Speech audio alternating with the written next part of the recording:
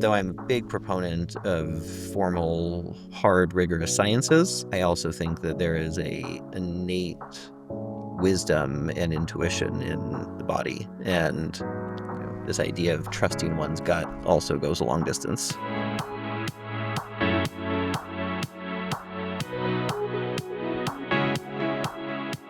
Hello again, welcome to the Live Long podcast. I'm Peter Bowes.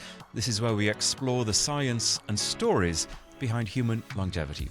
James Schmachtenberger is the founder of Qualia Life Sciences and is one of the key people behind, amongst other things, the brain-boosting supplement Qualia Mind, a so-called cognitive enhancer. We'll break down exactly what that means during this conversation. James has had, and I think it's fair to say, a pretty wild and inspiring journey that led him to this point in his career. Today we'll get into his story, why he's so passionate about brain health, and why magnesium in particular might be doing more for your mind than you think. James, welcome to the podcast. Thank you for having me here. Before we talk about Qualia Life, let's just delve into your life. And I say it's been a little unconventional so far, at least as far as your education was concerned, your route to this point. So just talk me through your life and really what's inspired you and what interested you initially that prompted you to get into this sphere. I had a relatively unconventional life, probably particularly in the domain of education. I was homeschooled off and on for most of my childhood. And my parents, and particularly my father, had a deep fascination with complex system science. And so a lot of my early education, a lot of my kind of ideation development came from this perspective of understanding individual sciences, but also looking at and understanding the interconnectivity of it all, understanding how different pieces work together. And that shaped my way of thinking and my psychology quite a bit. And I think that sort of paired with a lifelong fascination and curiosity with what it is to be human and understanding the human experience, understanding how to maximize it, to live it fully. And that drove me into the exploration of all things around psychology, personal development, physiology, the interconnectedness between psychology and physiology, and has had a number of different expressions over the years, but all of it eventually sort of led its way to the creation of Qualia.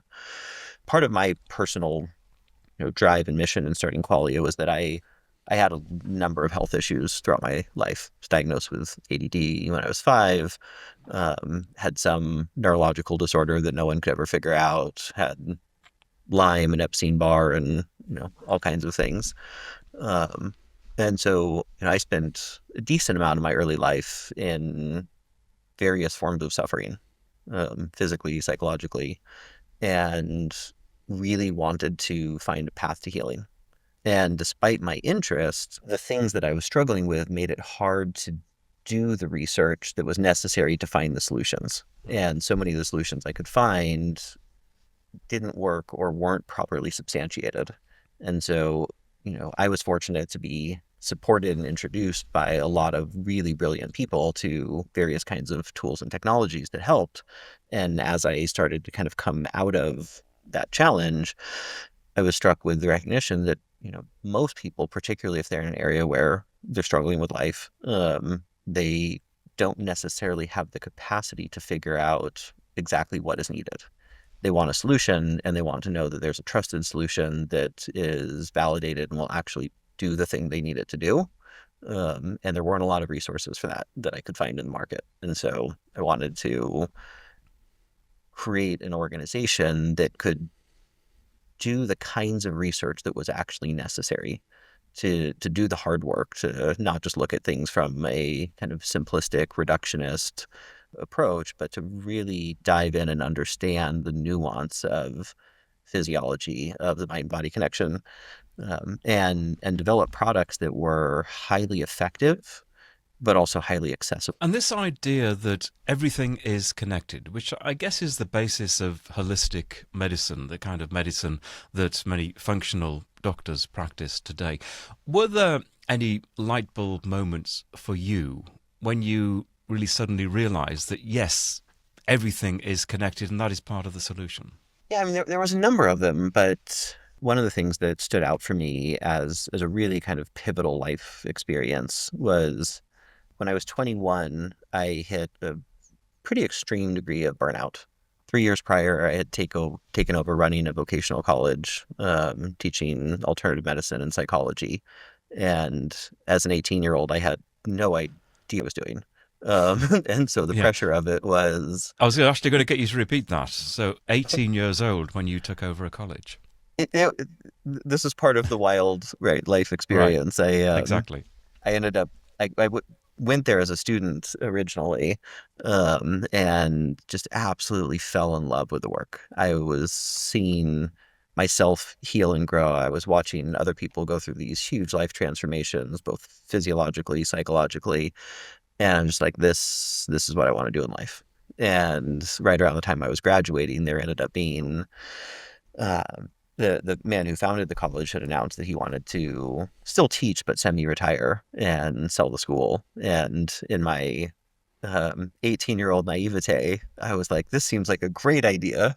And so I stopped everything I was doing, went out and raised money, bought the school, and it was spectacular. It was, it was work that was absolutely on purpose. And quite a trust to put in you at such a young age for someone to sell you a school. It really was. And, to his credit, he was able to see and recognize something that wasn't reasonable to see and recognize. I think there was something that he saw in my passion and my tenacity that he realized that even though I had an extraordinary lack of knowledge and skill, the pure love and dedication to the work would somehow find its way to success. And ultimately that is, what happened. The first period was rough. I had a strong learning curve, made every mistake that one ideally would not make.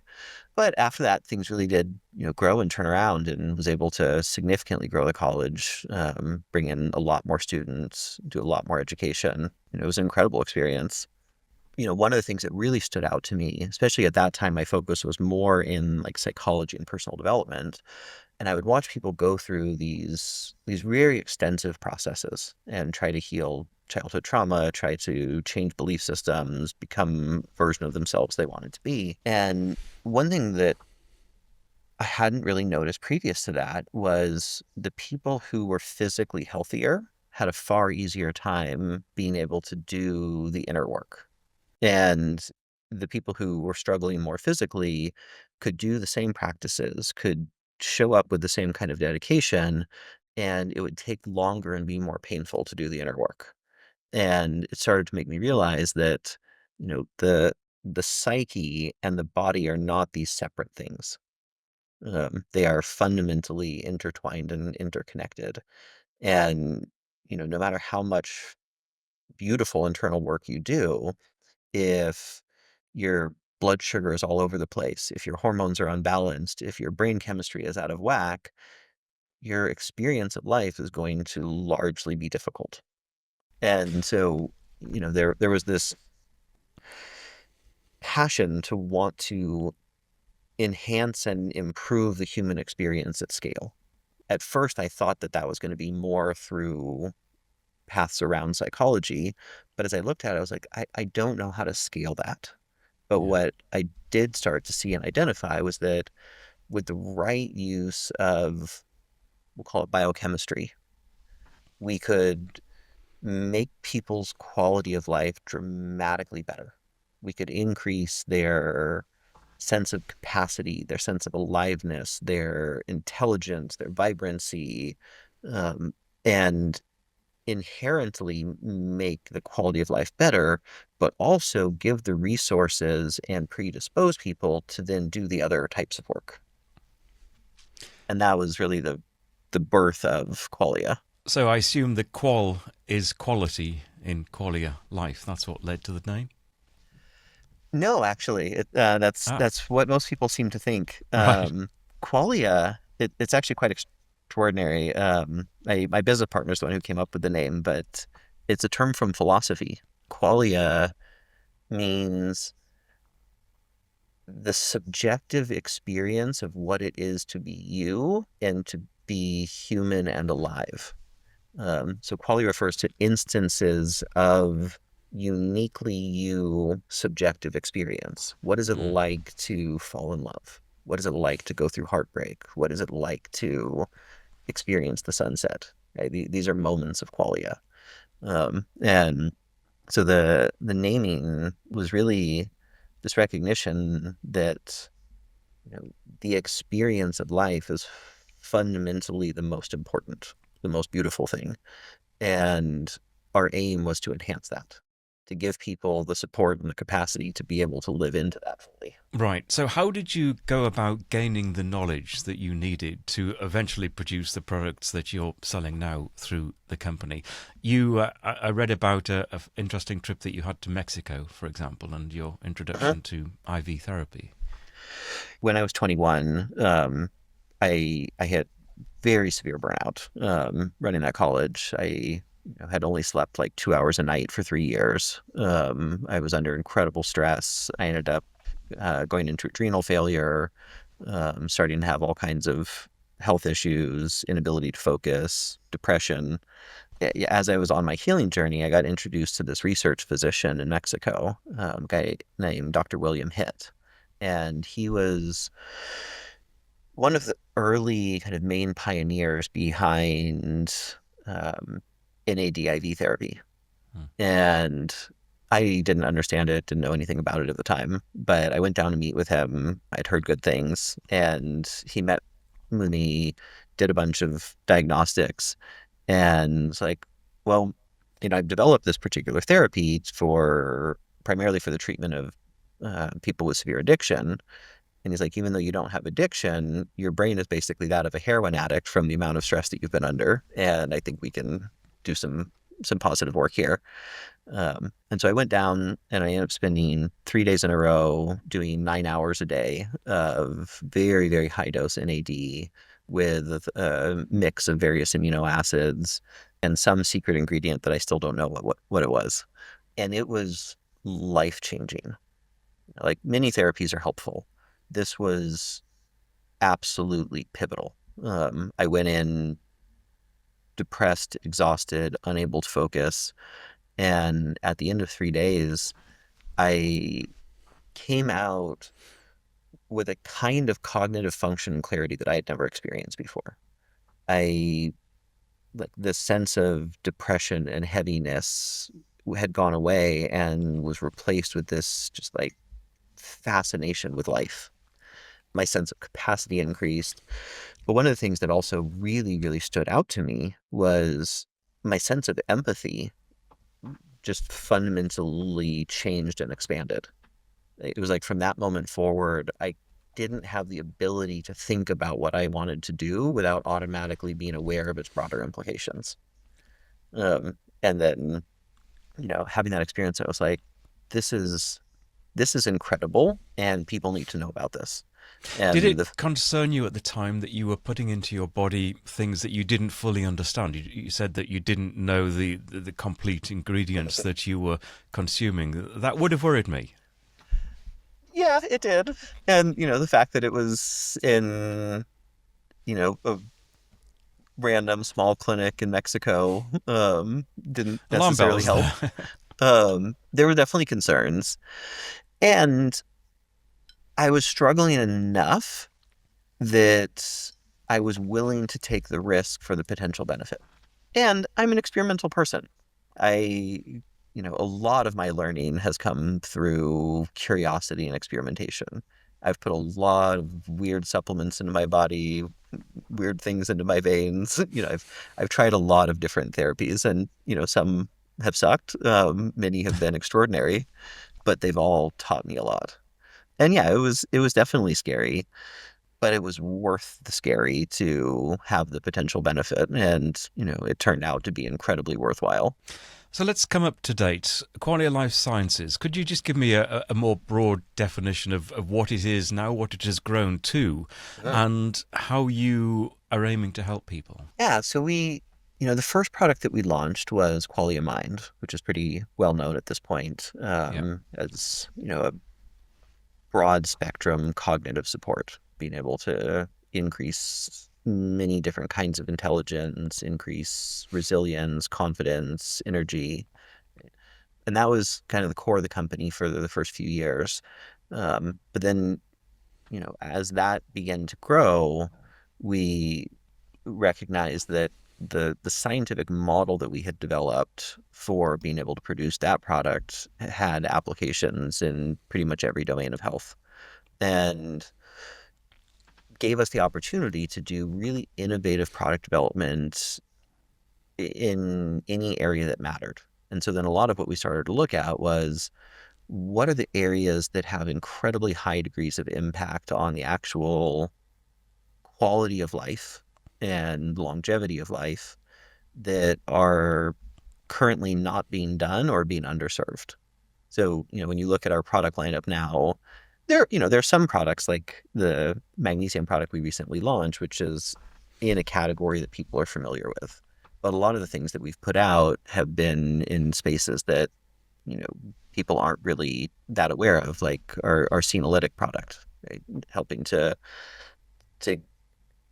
support the body in eliminating what are often referred to as zombie cells. These are kind of cells that have passed their sell by date. They're not really doing you any good, but they are perhaps blocking other positive processes within your body, and you want to get rid of them.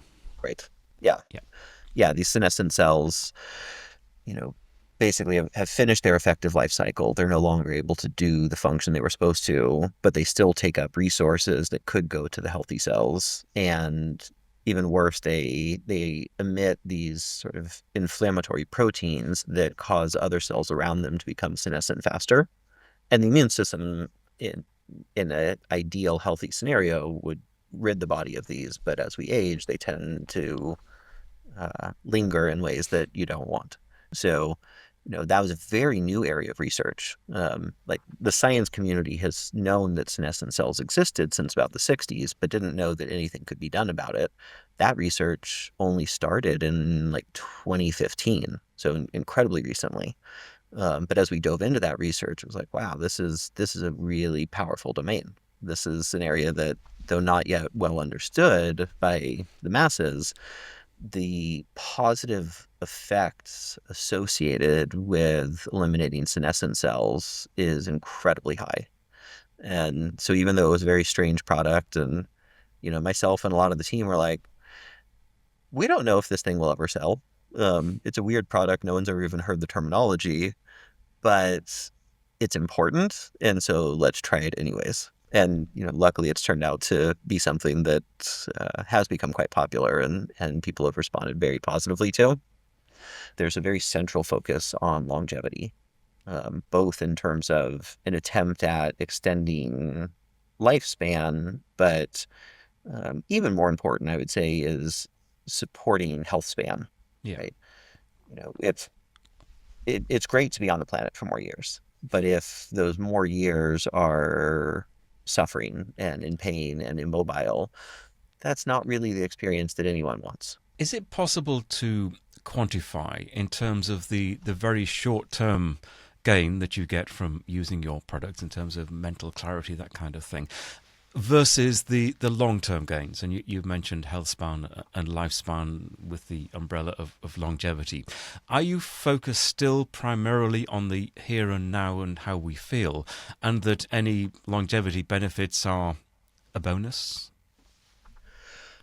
I would say primarily that's true, but there is definitely a real, like first and foremost, the focus is, how do we improve health, vitality, and quality of life now? And the recognition that anything you do to really support health now is going to have a downstream effect on longevity. But we also do pay a lot of attention and do a lot of research in longevity, and look at, which particular compounds or which combinations of compounds have the strongest research to be able to actually extend longevity. And most of that research comes from animal models, right? There's because human lives are so long, there's not as much research in showing definitively the extension of human life, but there's all kinds of compounds that have been tested in mouse and rats and various different creatures that have shown 20, 30, 40% extensions in life. And so for us, we really look at both. Um, and it's fundamentally hard to study the long tail side of that. But we do get to see really key indicators, right? Like we've done some pilot studies of our own. We've had a lot of people who have done some of their own lab work and shared it with us, looking things like true diagnostics, for instance, right, which looks at what is your biological age versus your chronological age, and looking at that broadly, but then also what is the biological age of different systems within the body. And, in many, many cases, what we've seen is that, as people are taking the products, their biological age goes down as their chronological age goes up, and sometimes by pretty significant amounts. To what extent are these claims, and you say that you've done your own in-house studies, but to what extent, this is often a question that I hear about products like this, to what extent are the benefits, the claimed benefits, supported by independent, peer-reviewed science in terms of the combining of these different compounds? You mentioned that there's a lot of science, fascinating science, about individual elements, but the way that you are combining these different things to produce the kind of results that you're talking about. Yeah, I mean, this has been a really important area for us, because there is good science on a lot of individual ingredients, and most companies just rely on that. But what that doesn't tell you is, even if, let's say these three ingredients all independently look great, what happens when you put them together? Do Yeah. they support each other? Do they compete for absorption pathways? Does one cancel the other out? You can scientifically model that to a certain extent, but ultimately to know it, you need to do human studies. And so it's something that we've done a lot of. And then once products are in market, we'll continue to do additional studies. Some products we've had an opportunity to do more research on than others, but like our NAD supplement, for instance, is one that we've done two separate double-blind placebo-controlled clinical trials on, looking at the changes in NAD levels in blood and plasma before taking the product and then after being on it for 30 days. And the results have been awesome. The first study we saw an average 74% increase. The second study we saw an average 67% increase. That's really high. There are other NAD supplements on the market. Most haven't been studied. The best other one that has been studied in terms of research I've seen is able to show a 50% increase after 45 days. And so we've been able to see a notably higher increase in a shorter time frame. And then, when you understand the implications of NAD, as sort of the primary molecule of energy for your cells, it has an incredible set of benefits. So we've been able to do some really great research there. We've done a double-blind placebo-controlled study on senolytic products. And that one, we weren't able to test the difference in number of senescent cells. The only way to do that is through tissue biopsy, so it's quite an invasive study. So what we did instead was we looked at what is the primary symptomology associated with people having a buildup of senescent cells. And what all the research shows is the main thing that will show up there are joint issues. So we did a joint study. So that particular product it's quite different than many things on the market where you only take it 2 days a month. All the research around getting rid of senescent cells shows that you want very high doses of the effective compounds, and then you want to give your body a break. And so that's how we designed it. So we had people do 3 cycles of the product, and we saw a little bit, but off the top of my head, I want to say it was a 68% reduction in joint discomfort and a 51% reduction in joint stiffness. And that's fascinating because Mm. it's not a joint product, right? and yet it has a more significant effect on joint health than almost any joint product. And so what that tells you is not only is it great in terms of joint health, but it's an indicator of a whole series of other positive things that are likely happening that we just haven't yet had a chance to do all the studies on. And you mentioned magnesium a few minutes ago. Your Magnesium Plus product. What is the plus? What is the extra ingredient, and what can we expect from it? Yeah, so that's a newer product for us. You know, magnesium is one of the few ingredients in the field that I would say lives up to the hype, and possibly even exceeds the hype in terms of its benefits. It's crucial in essentially every physiological function. It's necessary for effective synaptic firing of the brain. It's going to have huge implications on brain function. It serves processes in literally every single cell of the body. But one of the things that we saw was that with a lot of magnesium products on the market, they didn't necessarily have great absorption or retention. And we focus a lot on the retention piece specifically. You'll see a lot in the field talking about bioavailability, right? And having magnesium or anything potentially be highly bioavailable. But really all that means is that once you've taken it, there's more magnesium in the bloodstream. And though that is probably a good thing, it doesn't necessarily tell you if it's getting from the bloodstream into the tissues. And then, that's where it would be able to actually do its function. So we scoured the world for every study that had ever been done on actual retention, looking at magnesium levels in various tissue types, and then looking at which types of magnesium were able to make their way into all the various types of tissues in the body. And then we created this formulation of 9 different forms of magnesium that each were the most scientifically supported, that were able to increase both bioavailability and retention in as much of the body as was possible. And then in addition to the 9 different forms, we also have that paired with 70 trace minerals.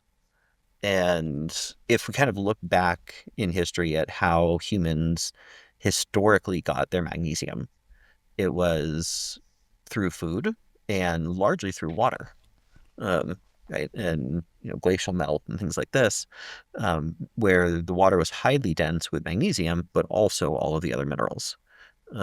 And that's something that we, for the most part, don't have anymore. Right? The water supplies that people drink now are highly filtered, largely stripped of minerals.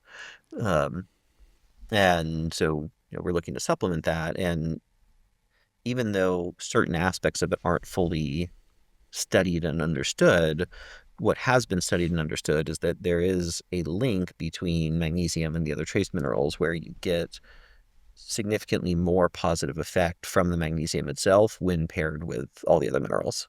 And so that seems to be working very well.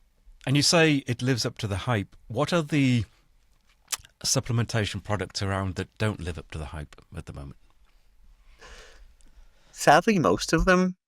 I mean, there's a lot of great products in the market, but there's so many ingredients that are really popular and well marketed, but where the claims that are associated with them are not substantiated. And not just not substantiated, but in often cases, the actual research is opposite what the claims are.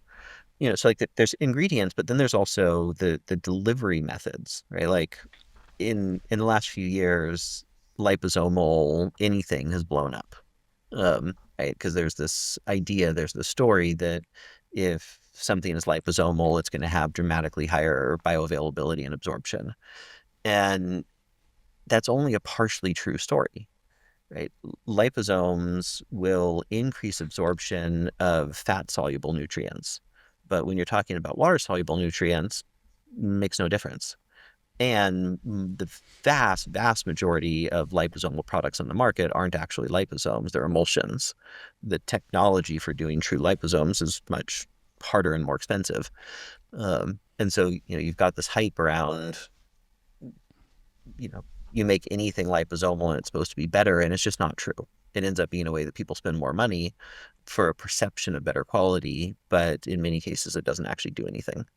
And this is, one of the areas that we focus a lot. And it's difficult because when people want a particular thing because they've already been preconditioned to it, it is easier to sell that thing.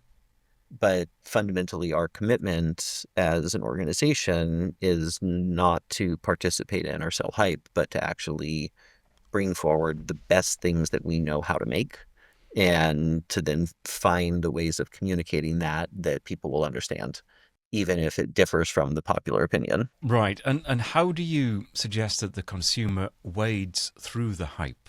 The consumer who acknowledges that they want a certain product or a certain combination of compounds that they've read about, that maybe they've seen the advertising, but there's that little alarm bell that maybe this product isn't what it seems, that it won't produce the results that it is advertising.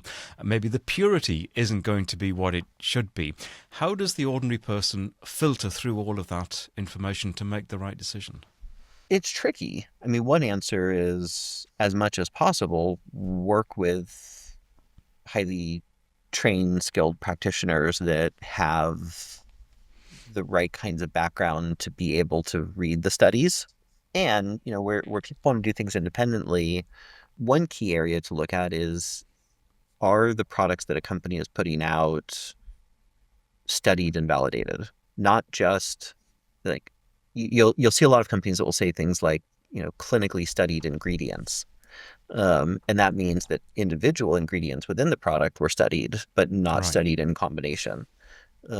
So, sort of the like gold standard would be looking at, has the company actually done formal studies on the complete ingredient or the complete, formulation, and what were the effects of those studies? And to the extent possible, try to read the actual study and not just the synopsis. Because often the synopsis is written by a marketing team, not a science team, and doesn't Mm. necessarily always correlate to what's inside. Now, that's easier said than done in some cases because reading the entire study often gets into some technical language. But ideally, that's one key area. Um, Another thing that's simpler is trust your own experience, trying different products, experimenting with them, and really paying close attention to how they affect you. Like allowing yourself to not just be caught up in the busyness of life when you're trying something new, but to really notice, does this affect my body, my mood, my psychology in the ways that I think it's intended to? If it does, awesome. If it doesn't, it might be doing something at a molecular level that's beneficial, that, you won't notice for years, but it might also just not be doing anything.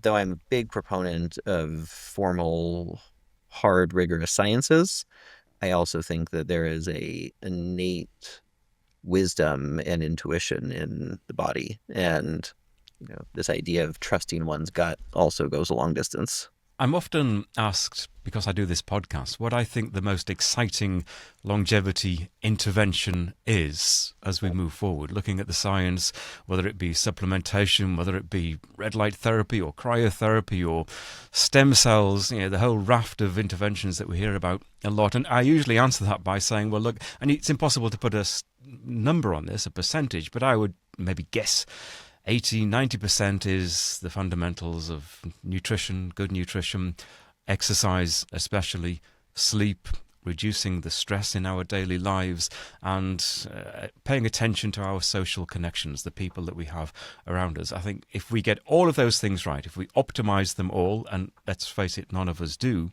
optimize all of those things, but if we did, we would be a long way on that scale of percentage towards having the perfect life, at least as far as we could. So I'm interested to see what your take on that is, and where the kind of interventions that you're involved in fit into this scale of benefits that we can get from new science.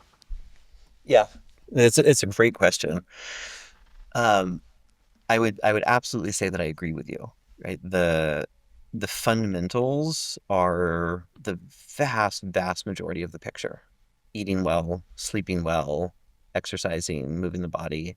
I love that you mentioned social connection because that is so profoundly underrated in not just its improvement on the subjective experience of life, but there's a lot of research now regarding the impacts on longevity that are determined based on the quality and depth of human connection. And I guess the one other one that wasn't included there was time and nature. Um, that those in combination are 80-90% of the picture. Everything else layers in for additional benefit. In terms of specific technologies, probably the most effective thing is sauna. It's been understood for a long time, but recently there was some meta-analysis done that indicates that regular sauna use 3 days a week or more in decreases all-cause mortality by 40%, which is stunning, right? Like nothing does that other than exercise. Um, so That's quite an amazing statistic, really, isn't it? it is. So I think sauna is a really key area. And then supplementation in the right forms and in the right timing also are. We live in a world where there's extraordinary topsoil depletion. Our food has much less nutrient density than it used to. And that's assuming that we're actually eating healthy, organic produce, meats, etc. Most people are eating things that are food-like, but not actually made from food. So we don't get the full nutrient profile and the nutrient density that we need. And supplements can play a key role there. And then, not only do we not get what the body was originally accustomed to through human evolution, but we're exposed to all kinds of stressors that we're not actually adapted for, right? We didn't physiologically adapt to be under extraordinary time pressure all of the time. We didn't adapt to be in front of screens and exposed to all types of, chemicals and various things. So, even if you do all the lifestyle things, that's most of it. And that's where everyone should start. And on top of that, the right use of supplementation can help the body and the mind be able to adapt to a world that it is not biologically designed for. If you take, for instance, the NAD product, right, and that's able to provide more cellular energy, well, having that extra energy allows your body to become more capable, more adaptive to the stresses and challenges of life. Right? If you take our mind product, right, it supports the production and the regulation of all of the various neurotransmitters. Right? And so it gives you more capacity to adapt to the world in which you exist, to be able to shift into a creative state when you need to be able to drop into focus when you need to be able to drop into presence when it's time to be with your family. Right? And then, magnesium is just so foundational, right? Like it's involved in every cellular process. It's involved in virtually everything. And it's something that, you know, most of the research shows that at least half of the population is deficient in. So that one, simple, pretty inexpensive intervention for a lot of people makes an incredible difference. I'm just curious, some of the things you mentioned there, to what extent do you really positively think about making more time for nature during your day? Perhaps removing some of those negative aspects of your life that are not going to be positive for you, like putting down your phone and making time for exercise and thinking about what you eat. Are you particular about these things, and have you come up with a lifestyle that can accommodate these things? It's an area that I constantly work, constantly fail, and have some successes. The last little while, I've actually been doing a practice that I have really loved. My fiance and I made an agreement about 3 months ago that at 10 p.m., our phones go off and they leave the bedroom. And so we now plug them in the kitchen, they charge in there. And so we don't have any screens in the wind down process, which, of course, helps the nervous system regulate and become ready for rest. And then when we wake up in the morning, there's this commitment to nature and sunlight before screen light. And so we get up first thing in the morning and head down the road to some nearby trails and go on a walk, and then come back and check our phones. It was a hard discipline to make happen initially because we were very accustomed to doom scrolling and obsessively checking emails and all the things that we humans seem to like to do. But it has been a really extraordinary practice where there's been a noticeable improvement in energy, in how we feel. The morning walks give an opportunity to check in and connect, and that in and of itself has great benefit. And as much as possible, try to actually, at least at some point in the walk, slow down and be present and listen to the birds and watch the wind in the trees, and really, really take in the beauty of nature as much as possible. Interesting. And I'm very much with you on that one. My morning walk with my two dogs is without doubt the best hour of the day, I usually say. And I used to say it's also a good time to listen to podcasts, but I've actually changed my vision on that in terms of what you've just said, that it's actually even a better time to not have the earbuds in and to just enjoy the silence, or it's not silence, it's nature, you can hear the birds. It's hugely beneficial, and I think until you actually, and you've just expressed this, until you do it and try it, you don't really fully realise how good it can be for you. Yeah. James, this has been a fascinating conversation. So many interesting topics. I'll put notes into the show notes about the products that we've talked about if anyone wants to delve a little bit deeper. Some links to your website, of course, as well. And I hope we get to talk again. James, thanks so much. I do too. Thank you very much. This was great. The Live Long podcast is a healthspan media production. I'm Peter Bowes. You can contact me through our website, livelongpodcast.com, where you'll also find show notes for this episode. This podcast is for informational, educational and entertainment purposes only. We do not offer medical advice. If you have health concerns of any kind, or you are considering adopting a new diet or exercise regime, you should first consult your doctor.